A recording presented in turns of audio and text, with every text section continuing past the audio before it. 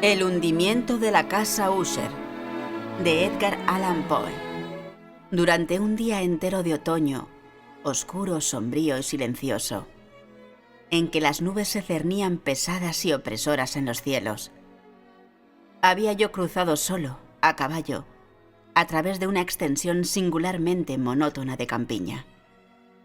Y al final me encontré, cuando las sombras de la noche se extendían, a la vista de la melancólica casa Usher. No sé cómo sucedió, pero a la primera ojeada sobre el edificio, una sensación de insufrible tristeza penetró en mi espíritu. Digo insufrible, pues aquel sentimiento no estaba mitigado por esa emoción semiagradable, por ser poético, con que acoge en general el ánimo hasta la severidad de las naturales imágenes de la desolación o del terror.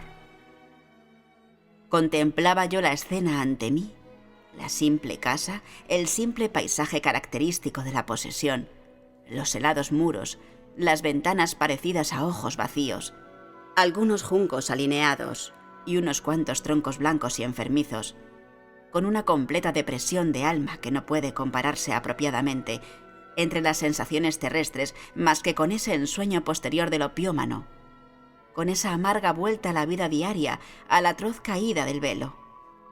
Era una sensación glacial, un abatimiento, una náusea en el corazón, una irremediable tristeza de pensamiento que ningún estímulo de la imaginación podía impulsar a lo sublime. ¿Qué era aquello? Me detuve a pensarlo. ¿Qué era aquello que me desalentaba así al contemplar la casa Usher? Era un misterio de todo punto insoluble. No podía luchar contra las sombrías visiones que se amontonaban sobre mí mientras reflexionaba en ello. Me vi forzado a recurrir a la conclusión insatisfactoria de que existen, sin lugar a dudas, combinaciones de objetos naturales muy simples que tienen el poder de afectarnos de este modo, aunque el análisis de ese poder se base sobre consideraciones en que perderíamos pie. Era posible, pensé, que una simple diferencia en la disposición de los detalles de la decoración, de los pormenores del cuadro, sea suficiente para modificar, para aniquilar quizá, esa capacidad de impresión dolorosa. Obrando conforme a esa idea, guié mi caballo hacia la orilla escarpada de un negro y lúgubre estanque que se extendía con tranquilo brillo ante la casa. Y miré con fijeza hacia abajo, pero con un estremecimiento más aterrador aún que antes, las imágenes recompuestas e invertidas de los juncos grisáceos, de los lívidos troncos y de las ventanas parecidas a ojos vacíos. Sin embargo, en aquella mansión lóbrega me proponía residir unas semanas. Su propietario, Roderick Usher, fue uno de mis joviales compañeros de infancia, pero habían transcurrido muchos años desde nuestro último encuentro. Una carta, empero, me había llegado recientemente a una alejada parte de la comarca. Una carta de él, cuyo carácter de vehemente apremio no admitía otra respuesta que mi presencia. La letra mostraba una evidente agitación nerviosa. El autor de la carta me hablaba de una dolencia física aguda, de un trastorno mental que le oprimía y de un ardiente deseo de verme, como a su mejor y en realidad su único amigo, pensando hallar en el gozo de mi compañía algún alivio a su mal. Era la manera como decía todas estas cosas y muchas más, era la forma suplicante de abrirme su pecho, lo que no me permitía vacilación, y por tanto obedecí desde luego lo que consideraba yo, pese a todo, como un requerimiento muy extraño. Aunque de niños hubiéramos sido camaradas íntimos, bien mirado, sabía yo muy poco de mi amigo. Su reserva fue siempre excesiva y habitual.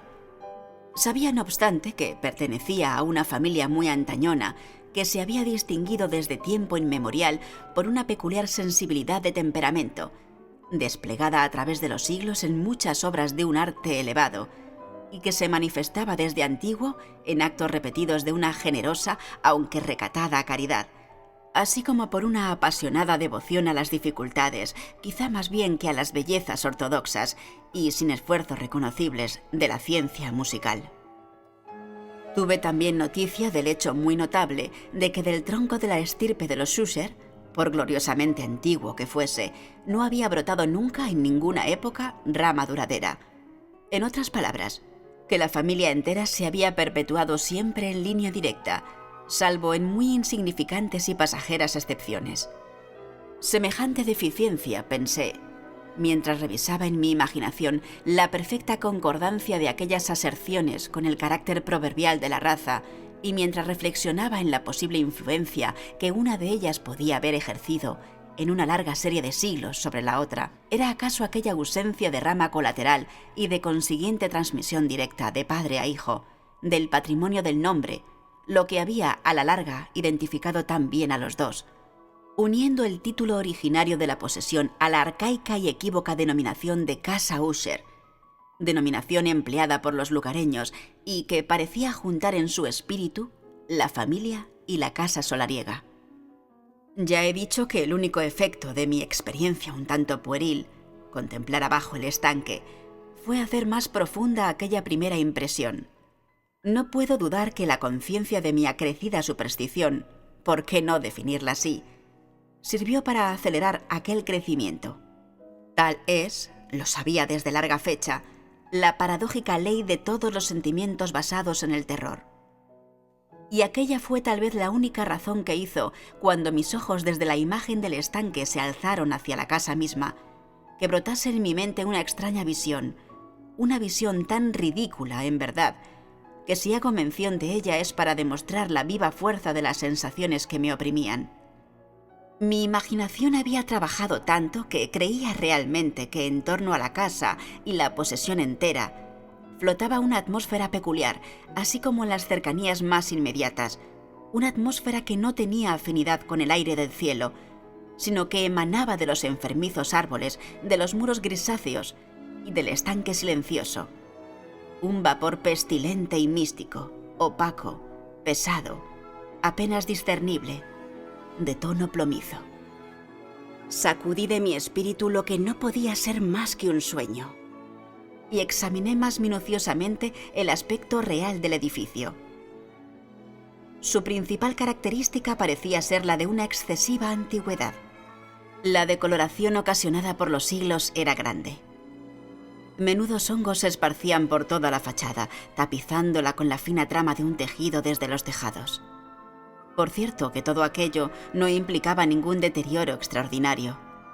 No se había desprendido ningún trozo de la mampostería y parecía existir una violenta contradicción entre aquella todavía perfecta adaptación de las partes y el estado especial de las piedras desmenuzadas. Aquello me recordaba mucho a la espaciosa integridad de esas viejas maderas labradas que han dejado pudrir durante largos años en alguna olvidada cueva, sin contacto con el soplo del aire exterior. Aparte de este indicio de ruina extensiva, el edificio no presentaba el menor síntoma de inestabilidad. ¿Acaso la mirada de un observador minucioso hubiera descubierto una grieta apenas perceptible que, extendiéndose desde el tejado de la fachada, se abría paso bajando en zig-zag por el muro e iba a perderse en las tétricas aguas del estanque? Observando estas cosas, seguí a caballo por un corto terraplén hacia la casa. Un lacayo que esperaba cogió mi caballo y entré por el arco gótico del vestíbulo. Un criado de furtivo andar me condujo desde allí, en silencio, a través de muchos corredores oscuros e intrincados, hacia el estudio de su amo. Muchas de las cosas que encontré en mi camino contribuyeron, no sé por qué, a exaltar esas vagas sensaciones de que he hablado antes. Los objetos que me rodeaban, las molduras de los techos, los sombríos tapices de las paredes, la negrura de ébano de los pisos y los fantasmagóricos trofeos de armas que tintineaban con mis zancadas, eran cosas muy conocidas para mí, a las que estaba acostumbrado desde mi infancia, y aunque no vacilase en reconocerlas todas como familiares, me sorprendió lo insólitas que eran las visiones que aquellas imágenes ordinarias despertaban en mí. En una de las escaleras me encontré al médico de la familia. Su semblante, pensé, mostraba una expresión mezcla de baja astucia y de perplejidad. Me saludó con azoramiento y pasó. El criado abrió entonces una puerta y me condujo a presencia de su señor. La habitación en que me hallaba era muy amplia y alta, Las ventanas, largas, estrechas y ojivales, estaban a tanta distancia del negro piso de roble que eran en absoluto inaccesibles desde adentro. Débiles rayos de una luz roja se abrían paso a través de los cristales enrejados, dejándolo bastante en claro los principales objetos de alrededor. La mirada, empero, luchaba en vano por alcanzar los rincones lejanos de la estancia o los entrantes del techo abovedado y con artesones. Oscuros tapices colgaban de las paredes. El mobiliario general era excesivo, incómodo, antiguo y deslucido. Numerosos libros e instrumentos de música yacían esparcidos en torno, pero no bastaban a dar vitalidad alguna a la escena. Sentía yo que respiraba una atmósfera penosa. Un aire de severa, profunda e irremisible melancolía se cernía y lo penetraba todo. Cuando entré, Usher se levantó de un sofá sobre el cual estaba tendido por completo y me saludó con una calurosa viveza que se asemejaba mucho, tal vez fue mi primer pensamiento, a una exagerada cordialidad, al obligado esfuerzo de un aburrido hombre de mundo. Con todo, la ojeada que lancé sobre su cara me convenció de su perfecta sinceridad. Nos sentamos, y durante unos momentos, mientras él callaba, le miré con un sentimiento mitad de piedad y mitad de pavor. De seguro jamás hombre alguno había cambiado de tan terrible modo y en tan breve tiempo como Roderick Usher. A duras penas podía yo mismo persuadirme a admitir la identidad del que estaba frente a mí con el compañero de mis primeros años. Aún así, el carácter de su fisonomía había sido siempre notable. Un cutis cadavérico, unos ojos grandes, líquidos y luminosos sobre toda comparación, unos labios algo finos y muy pálidos, pero de una curva incomparablemente bella, una nariz de un delicado tipo hebraico, pero de una anchura desacostumbrada en semejante forma, una barbilla moldeada con finura, en la que la falta de prominencia relevaba una falta de energía, el cabello, que por su tenuidad suave parecía tela de araña. Estos rasgos, unidos a un desarrollo frontal excesivo, componían en conjunto una fisonomía que no era fácil de olvidar. Y al presente, en la simple exageración del carácter predominante de aquellas facciones y en la expresión que mostraban, se notaba un cambio tal que dudaba yo del hombre a quien hablaba. La espectral palidez de la piel y el brillo ahora milagroso de los ojos me sobrecogían sobre toda ponderación y hasta me aterraban. Además, había él dejado crecer su sedoso cabello sin preocuparse, y como aquel tejido arácneo flotaba más que caía en torno a la cara, no podía yo, ni haciendo un esfuerzo, relacionar a aquella expresión arabesca con idea alguna de simple humanidad. Me chocó lo primero cierta incoherencia, una contradicción en las maneras de mi amigo, y pronto descubrí que aquello procedía de una serie de pequeños y fútiles esfuerzos por vencer un azoramiento habitual, una excesiva agitación nerviosa. Estaba ya preparado para algo de ese género, no solo por su carta, sino por los recuerdos de ciertos rasgos de su infancia y por las conclusiones deducidas de su peculiar conformación física y de su temperamento. Sus actos eran tan pronto vivos como indolentes. Su voz variaba rápidamente de una indecisión trémula, cuando su ardor parecía caer en completa inacción, a esa especie de concisión enérgica, a esa enunciación abrupta, pesada, lenta, una enunciación hueca, a ese habla gutural, plúmbea, muy bien modulada y equilibrada, que puede observarse en el borracho perdido o en el incorregible comedor de opio, durante los periodos de su más intensa excitación. Así pues, habló del objeto de mi visita, de su ardiente deseo de verme y de la alegría que esperaba de mí. Se extendió bastante rato sobre lo que pensaba acerca del carácter de su dolencia. Era, dijo, un mal constitucional de familia, para el cual desesperaba de encontrar un remedio. Una simple afección nerviosa, añadió acto seguido, que, sin duda, desaparecería pronto. Se manifestaba en una multitud de sensaciones extranaturales. Algunas, mientras me las detallaba, me interesaron y confundieron, aunque quizá los términos y gestos de su relato influyeron bastante en ello. Sufría él mucho de una agudeza morbosa de los sentidos. Solo toleraba los alimentos más insípidos. Podía usar no más que prendas de cierto tejido. Los aromas de todas las flores le sofocaban. Una luz, incluso débil, atormentaba sus ojos. Y exclusivamente algunos sonidos peculiares, los de los instrumentos de cuerda, no le inspiraban horror. Vi que era el esclavo forzado de una especie de terror anómalo. «Moriré», dijo. «Debo morir de esta lamentable locura. Así y no de otra manera debo morir. Temo los acontecimientos futuros, no en sí mismos, sino en sus consecuencias.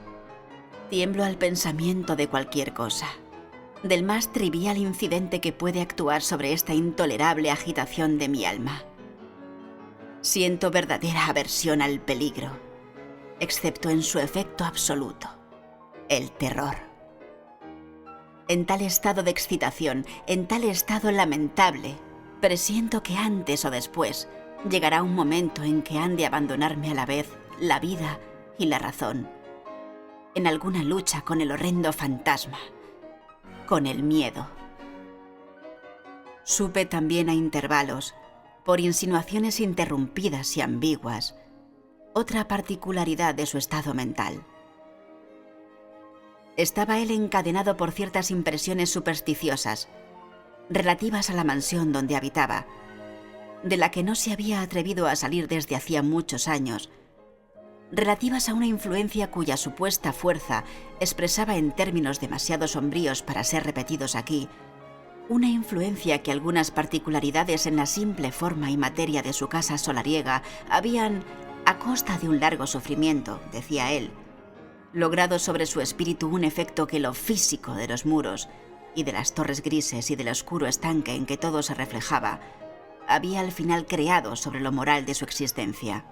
Admitía él, no obstante, aunque con vacilación, que gran parte de la especial tristeza que le afligía podía atribuirse a un origen más natural y mucho más palpable, a la cruel y ya antigua dolencia, a la muerte, sin duda cercana, de una hermana tiernamente amada, su sola compañera durante largos años, su último y único pariente en la tierra. Su fallecimiento, dijo él con una amargura que no podré nunca olvidar, me dejará, a mí, el desesperanzado, el débil, como el último de la antigua raza de los Usher.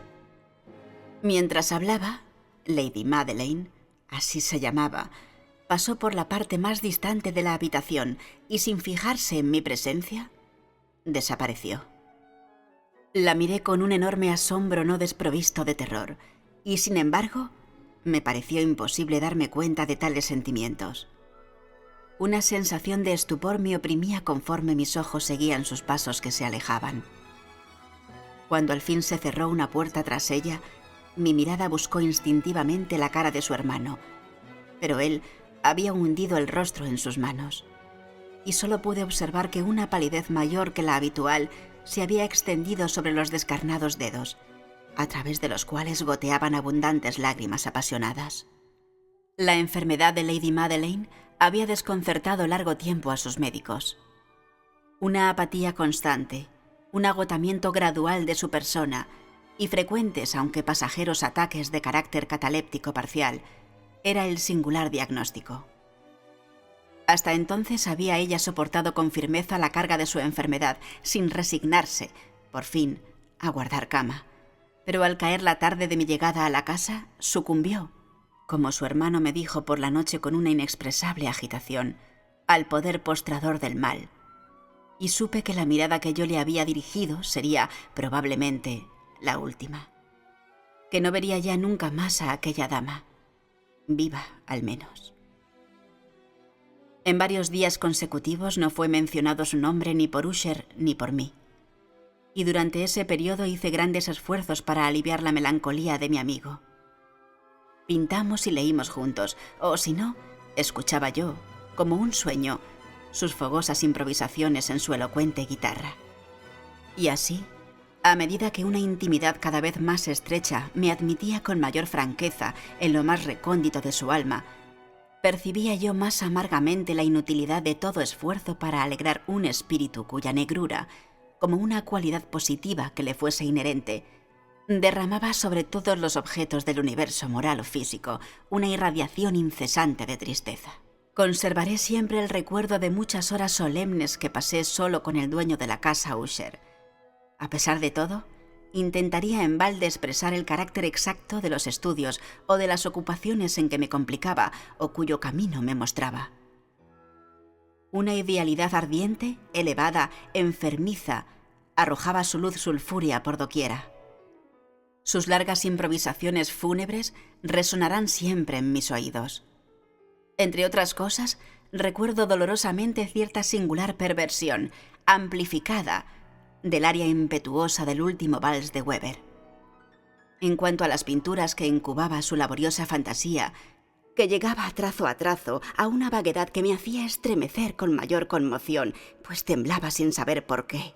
En cuanto a aquellas pinturas, de imágenes tan vivas que las tengo aún ante mí, en vano intentaría yo extraer de ellas la más pequeña parte que pudiese estar contenida en el ámbito de las simples palabras escritas. Por la completa sencillez, por la desnudez de sus dibujos, inmovilizaba y sobrecogía la atención. Si alguna vez un mortal pintó una idea, ese mortal fue Roderick Usher.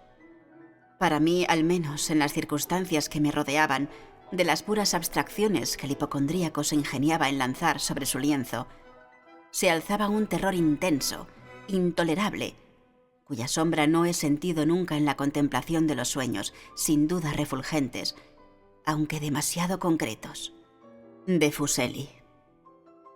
Una de las concepciones fantasmagóricas de mi amigo, en el que el espíritu de abstracción no participaba con tanta rigidez, puede ser esbozada aunque apenas con palabras.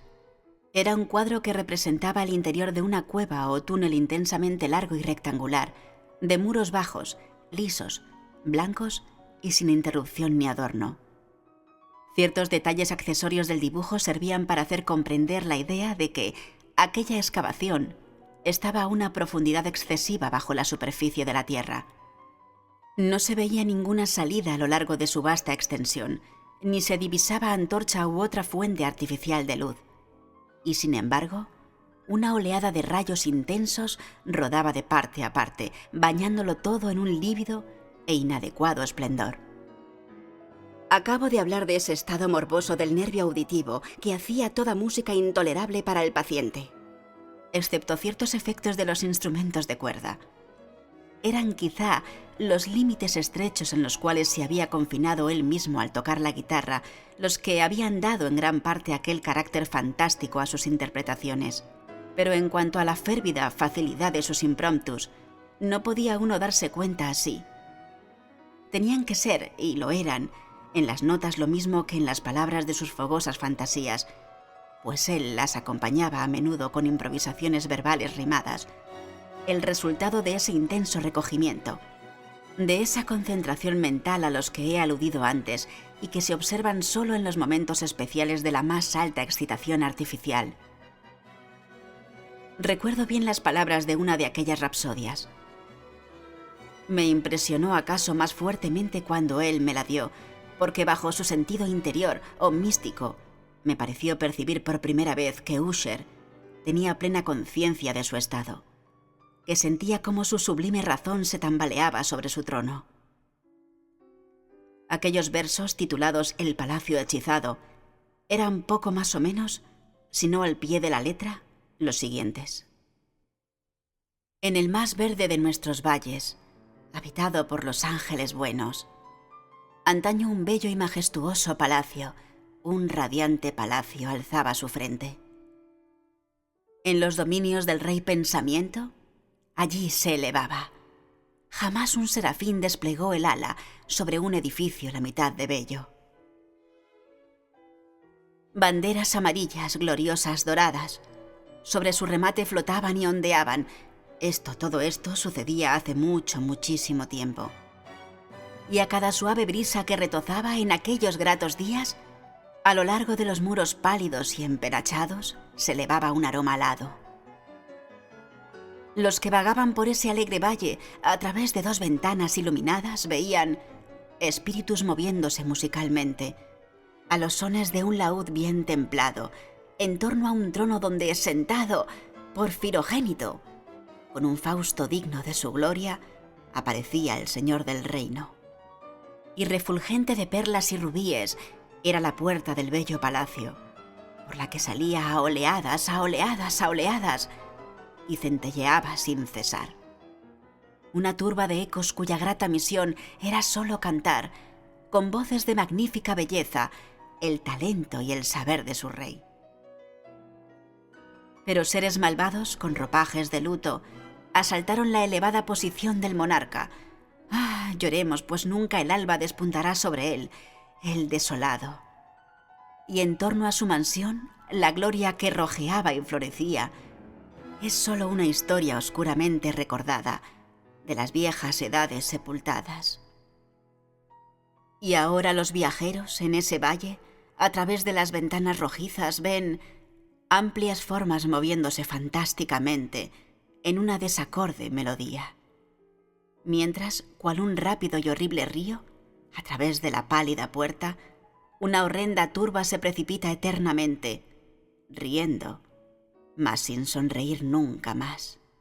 Recuerdo muy bien que las sugestiones suscitadas por esta balada nos sumieron en una serie de pensamientos en la que se manifestó una opinión de Usher, que mencionó aquí, no tanto en razón de su novedad, pues otros hombres han pensado lo mismo, sino a causa de la tenacidad con que él la mantuvo. Esta opinión, en su forma general, era la de la sensibilidad de todos los seres vegetales, pero en su trastornada imaginación la idea había asumido un carácter más atrevido aún e invadía, bajo ciertas condiciones, el reino inorgánico. Me faltan palabras para expresar toda la extensión o el serio abandono de su convencimiento. Esta creencia, empero, se relacionaba, como ya antes he sugerido, con las piedras grises de la mansión de sus antepasados.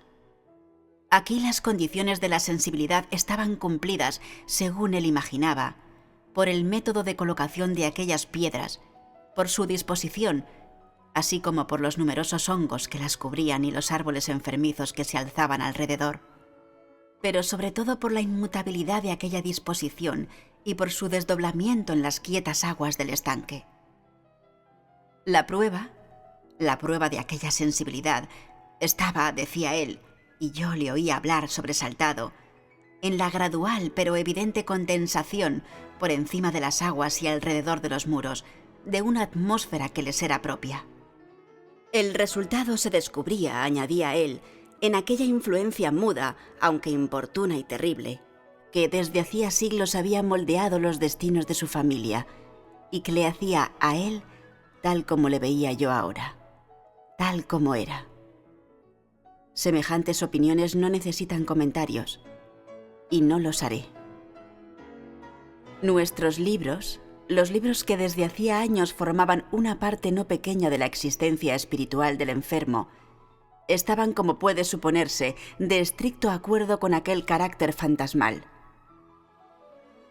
Estudiábamos minuciosamente obras como el Berbert et Chartres de Gresset, el Melfegord de Maquiavelo, El cielo y el infierno de Swedenborg, El viaje subterráneo de Nicolas Klim de Holberg, La quiromancia de Roberto Flod, de Jean Dendaginé y de Delachambre, El viaje por el espacio azul de Tieck y La ciudad del sol de Campanella.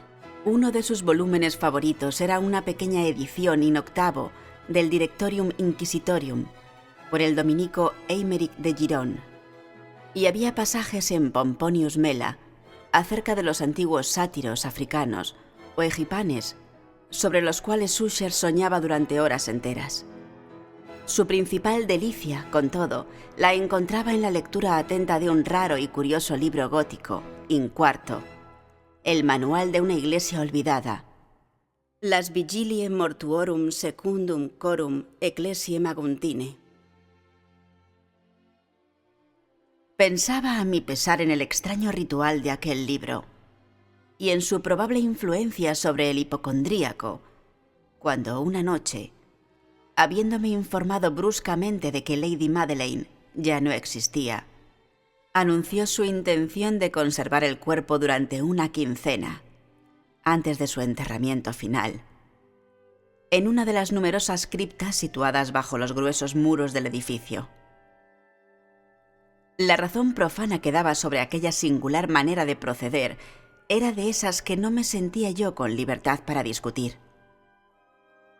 Como hermano había adoptado aquella resolución, me dijo él, en consideración al carácter insólito de la enfermedad de la difunta, a cierta curiosidad importuna e indiscreta por parte de los hombres de ciencia, y a la alejada y expuesta situación del panteón familiar.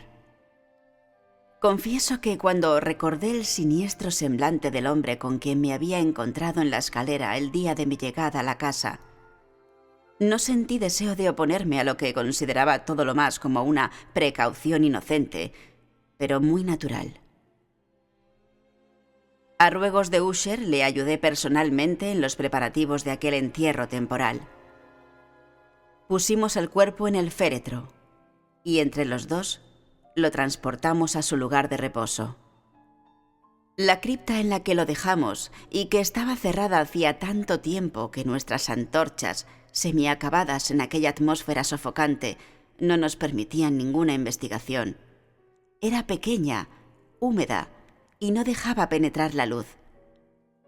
Estaba situada a una gran profundidad, justo debajo de aquella parte de la casa donde se encontraba mi dormitorio. Había sido utilizada, al parecer, en los lejanos tiempos feudales, como mazmorra, y en días posteriores, como depósito de pólvora o de alguna otra materia inflamable, pues una parte del suelo y todo el interior de una larga bóveda que cruzamos para llegar hasta allí estaban cuidadosamente revestidos de cobre. La puerta de hierro macizo estaba también protegida de igual modo. Cuando aquel inmenso peso giraba sobre sus goznes, producía un ruido singular, agudo y chirriante. Depositamos nuestro lúgubre fardo sobre unos soportes en aquella región de horror. Apartamos un poco la tapa del féretro, que no estaba aún atornillada, y miramos la cara del cadáver. Un parecido chocante entre el hermano y la hermana atrajo enseguida mi atención, y Usher, adivinando tal vez mis pensamientos, murmuró unas palabras por las cuales supe que la difunta y él eran gemelos, y que habían existido siempre entre ellos unas simpatías de naturaleza casi inexplicables. Nuestras miradas, entretanto, no permanecieron fijas mucho tiempo sobre la muerta, pues no podíamos contemplarla sin espanto. El mal que había llevado a la tumba a Lady Madeleine en la plenitud de su juventud había dejado, como suele suceder en las enfermedades de carácter estrictamente cataléptico, la burla de una débil coloración sobre el seno y el rostro. Y en los labios, esa sonrisa equívoca y morosa que es tan terrible en la muerte. Volvimos a colocar y atornillamos la tapa, y después de haber asegurado la puerta de hierro, emprendimos de nuevo nuestro camino hacia las habitaciones superiores de la casa, que no eran menos tristes. Y entonces, después de un lapso de varios días de amarga pena, tuvo lugar un cambio visible en los síntomas de la enfermedad mental de mi amigo. Sus maneras corrientes desaparecieron. Sus ocupaciones ordinarias eran descuidadas u olvidadas. Vagaba de estancia en estancia con un paso precipitado, desigual y sin objeto. La palidez de su fisonomía había adquirido, si es posible, un color más lívido, pero la luminosidad de sus ojos había desaparecido por completo. No oía ya aquel tono de voz áspero que tenía antes en ocasiones, y un temblor que se hubiera dicho causado por un terror sumo que caracterizaba de ordinario su habla. Me ocurría a veces, en realidad, pensar que su mente, agitada sin tregua, estaba torturada por algún secreto opresor cuya divulgación no tenía el valor para efectuar. Otras veces me veía yo obligado a pensar, en suma, que se trataba de rarezas inexplicables de la demencia, pues le veía mirando al vacío durante largas horas en una actitud de profunda atención, como si escuchase un ruido imaginario. No es de extrañar que su estado me aterrase, que incluso sufriese yo su contagio. Sentía deslizarse dentro de mí, en una gradación lenta pero segura, la violenta influencia de sus fantásticas, aunque impresionantes supersticiones. Fue en especial una noche, la 7ª o la 8ª desde que depositamos a Lady Madeleine en la mazmorra, antes de retirarnos a nuestros lechos, cuando experimenté toda la potencia de tales sensaciones. El sueño no quería acercarse a mi lecho, mientras pasaban y pasaban las horas. Intenté buscar un motivo al nerviosismo que me dominaba. Me esforcé por persuadirme de que lo que sentía era debido, en parte al menos, a la influencia trastornadora del mobiliario opresor de la habitación, a los sombríos tapices desgarrados que, atormentados por las ráfagas de una tormenta que se iniciaba, vacilaban de un lado a otro sobre los muros y crujían penosamente en torno a los adornos del lecho. Pero mis esfuerzos fueron inútiles. Un irreprimible temblor invadió poco a poco mi ánimo, y a la larga una verdadera pesadilla vino a apoderarse por completo de mi corazón. Respiré con violencia. Hice un esfuerzo, logré sacudirla, e incorporándome sobre las almohadas y clavando una ardiente mirada en la densa oscuridad de la habitación, presté oído. No sabría decir por qué me impulsó una fuerza instintiva a ciertos ruidos vagos, apagados e indefinidos, que llegaban hasta mí a través de las pausas de la tormenta. Dominado por una intensa sensación de horror inexplicable e insufrible, me vestí deprisa, pues sentía que no iba a serme posible dormir en toda la noche, y procuré, andando a grandes pasos por la habitación, salir del estado lamentable en que estaba sumido. Apenas había dado así unas vueltas cuando un paso ligero por una escalera cercana atrajo mi atención. Reconocí muy pronto que era el paso de Usher. Un instante después llamó suavemente a mi puerta y entró, llevando una lámpara. Su cara era, como de costumbre, de una palidez cadavérica, pero había además en sus ojos una especie de loca hilaridad y en todo su porte una histeria evidentemente contenida. Su aspecto me aterró, pero todo era preferible a la soledad que había yo soportado tanto tiempo, y acogí su presencia como un alivio. «¿Y usted, no ha visto esto?», dijo él bruscamente después de permanecer algunos momentos en silencio mirándome. «¿No ha visto usted esto? Pues espere, lo verá».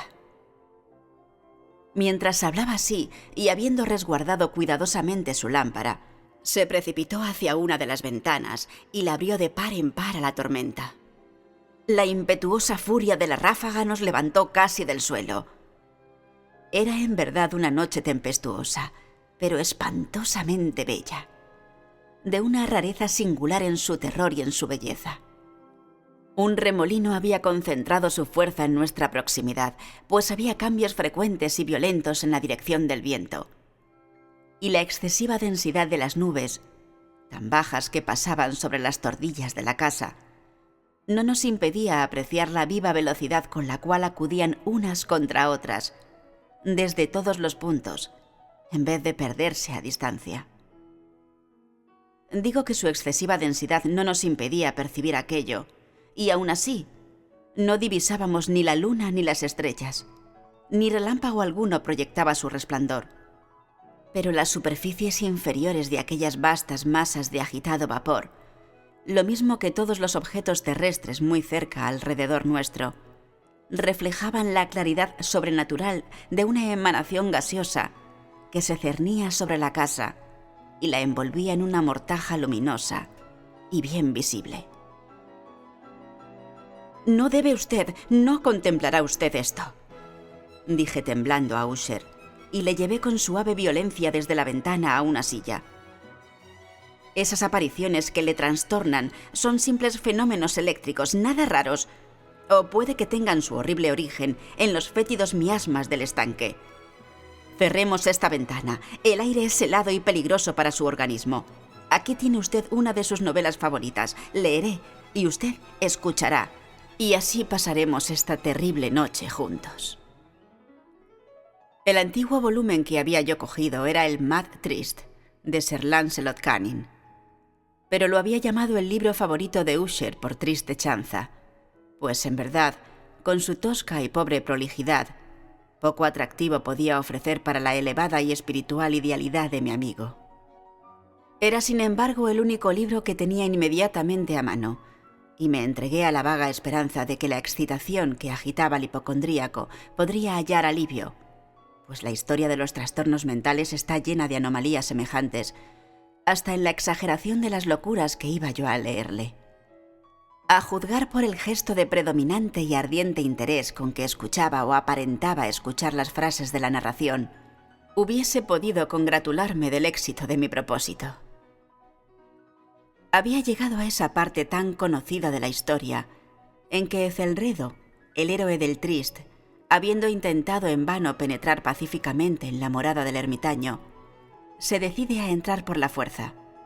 Aquí, como se recordará, dice lo siguiente la narración: y Ethelredo, que era por naturaleza de valeroso corazón, y que ahora sentíase además muy fuerte, gracias a la potencia del vino que había bebido, no esperó más tiempo para hablar con el ermitaño, quien tenía de veras el ánimo propenso a la obstinación y a la malicia.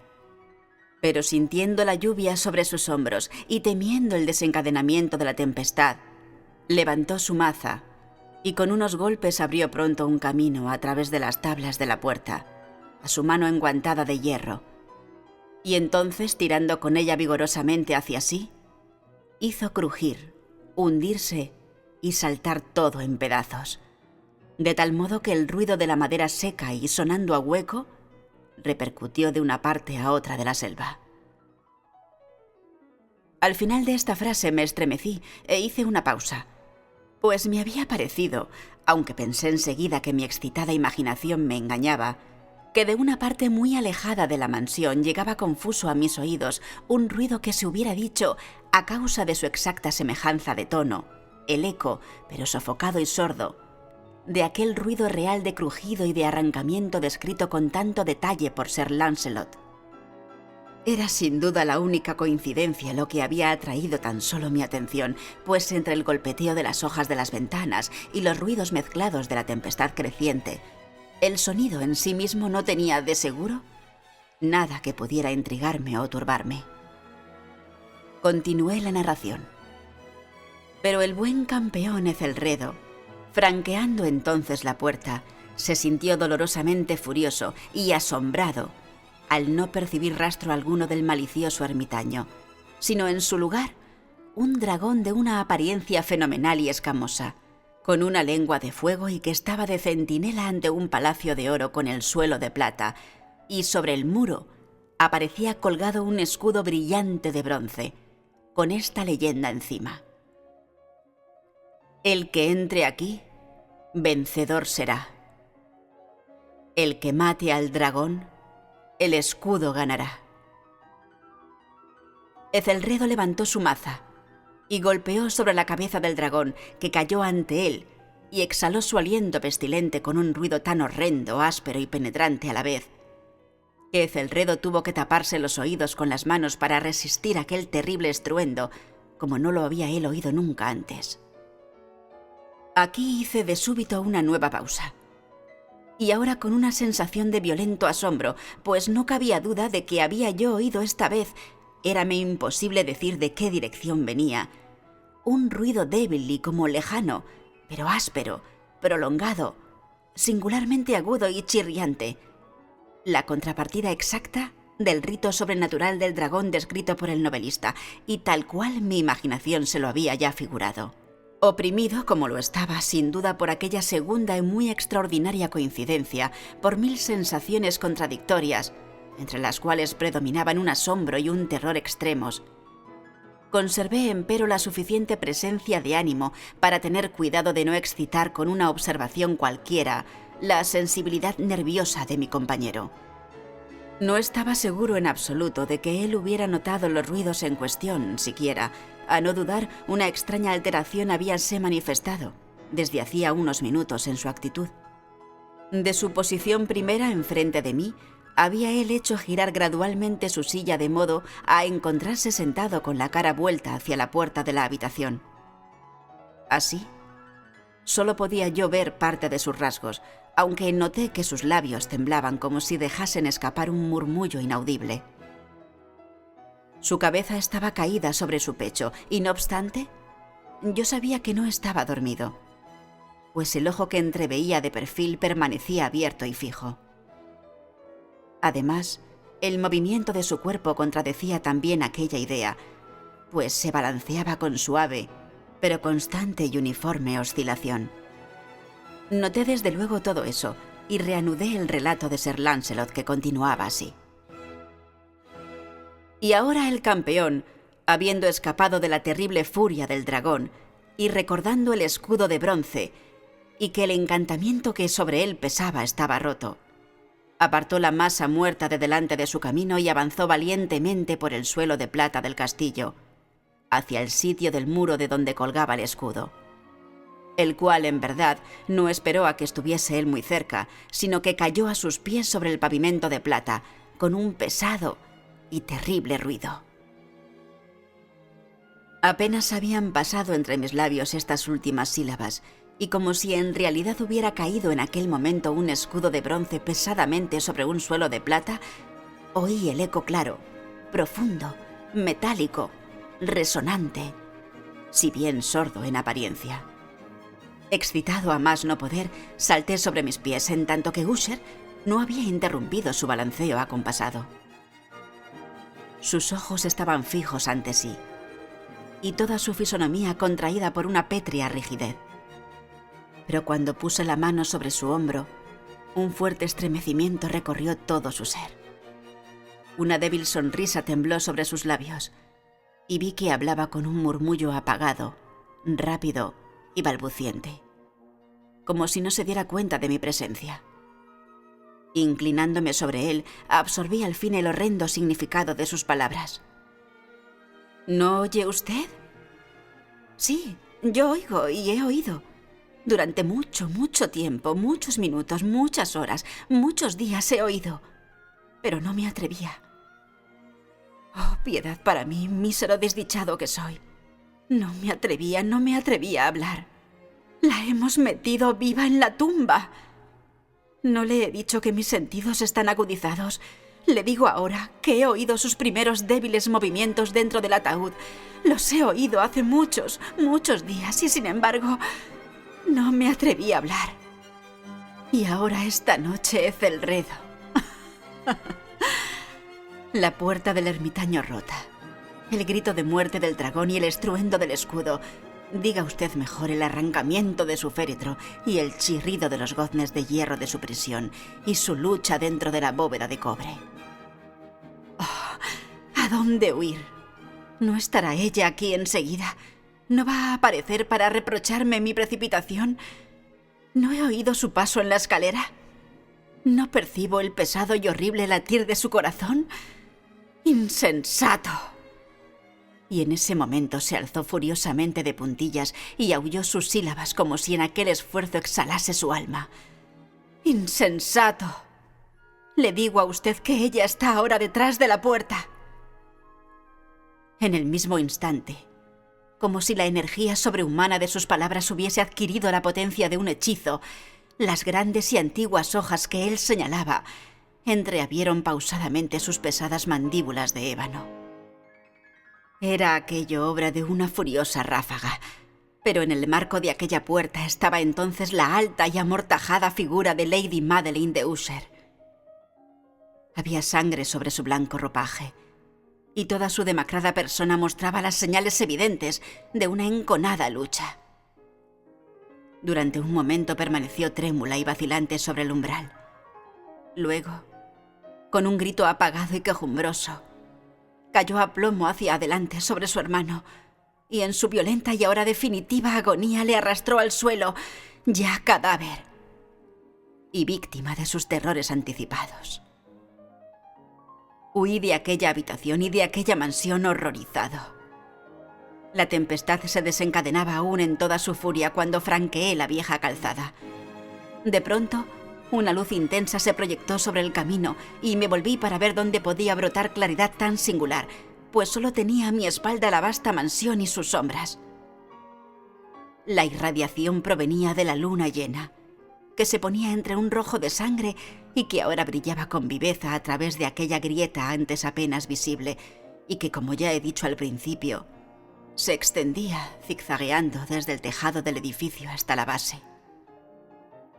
Mientras la examinaba, aquella grieta se ensanchó con rapidez. Hubo de nuevo una impetuosa ráfaga, un remolino. El disco entero del satélite estalló de repente ante mi vista.